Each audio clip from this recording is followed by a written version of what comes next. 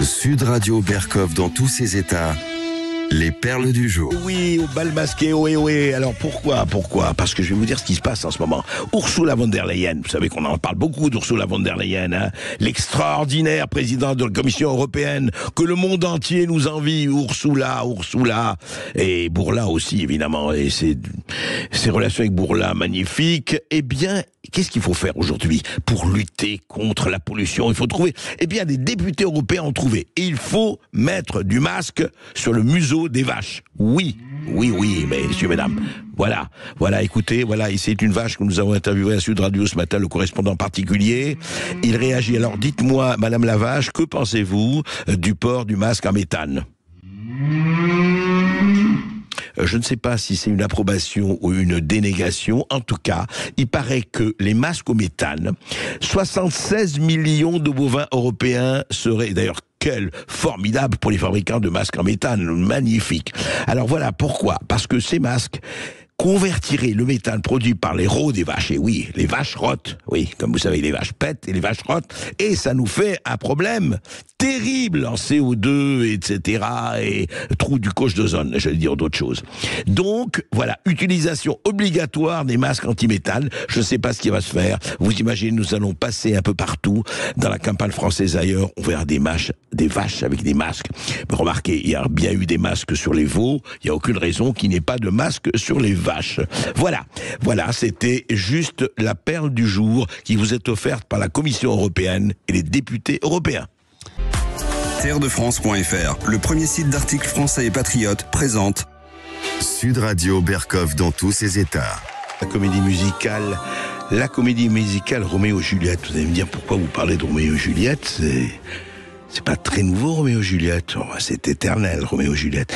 Mais je vous en parle, je vais vous dire pourquoi. Parce que il y a eu, je crois, hier ou avant-hier, sur la chaîne Arte, la chaîne franco-allemande Arte, vous savez ce qu'il y a eu, on va pas revenir à Crépol, vous savez l'assassinat du petit Thomas, 16 ans, un rugbyman, jeune rugbyman. Vous savez ce qui s'est passé, les réactions à Romans-sur-Isère, la polémique qui s'en est suivie, le flot et le tsunami de mots de tous les côtés.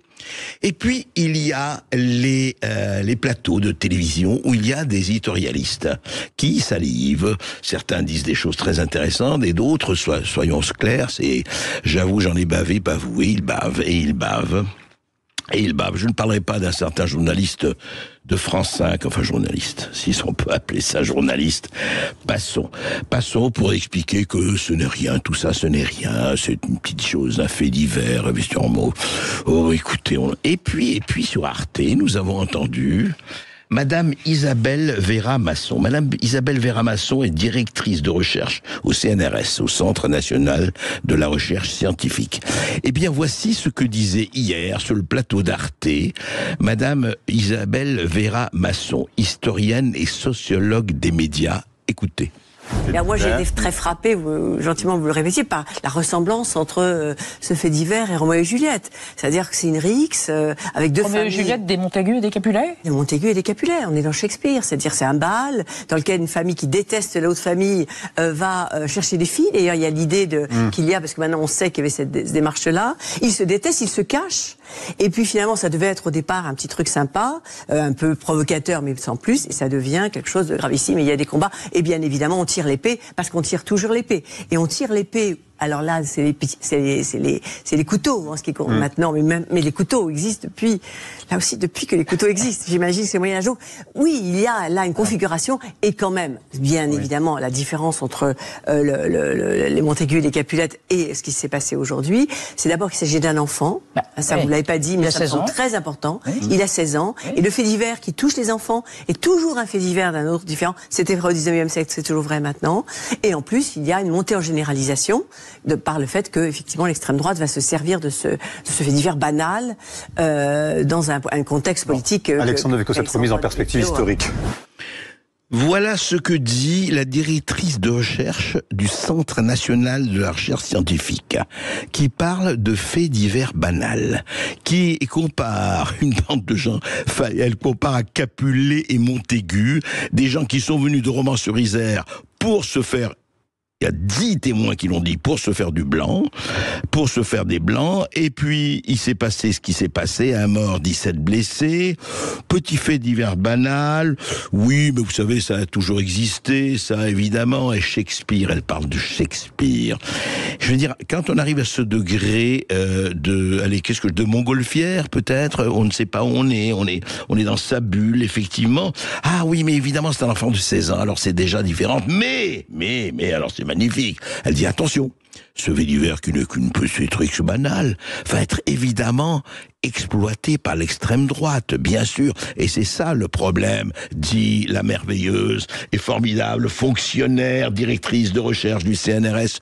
Voilà où on en est, Et quand on voit des paroles comme ça, directement venues de la planète Mars, ou de je ne sais quelle planète et quelle constellation, on retombe sur Terre et on retombe dans le réel, avec la mère de Romans-sur-Isère. La mère de Romans-sur-Isère, Madame Véra, et qui, elle, eh bien, écoutez, elle dit les choses. Elle dit les choses parce qu'elle voit les choses. Elle n'est pas dans le délire le plus total. Et voici ce qu'elle a dit au micro de RMC. Voici ce qu'elle rappelait et ce que veut la famille de Thomas. Parce que tout le monde parle à la place, peut-être, ou à la place de la famille de Thomas. Voici ce qu'a dit la mère, Emma Hiereux, bien sûr, de Romans-sur-Isère. Écoutez. On a entendu parler de Rix. L'ensemble des jeunes qui étaient là, et des adultes, parlent tous d'attaque. Et lorsqu'on regarde et qu'on écoute aussi les témoignages, les différents témoignages, ils sont tous concordants, pour aller dans le sens de l'attaque. Deux choses. Les familles demandent deux choses. La première, c'est une fermeté sans appel de la justice. Ça, c'est vraiment extrêmement important. La deuxième chose, c'est que le caractère raciste qui a été manifesté par ces attaquants soit pris en compte. Et ça, c'est extrêmement important. Voilà, auditeurs de Sud Radio, résidents Sud Radio, vous avez écouté les deux discours. Le premier discours de la directrice de recherche du CNRS, évidemment, exploitation, etc. Et vous avez écouté ce que dit, les mots très simples, très clairs et très directs de la mère de Romans-sur-Isère. Cherchez l'erreur.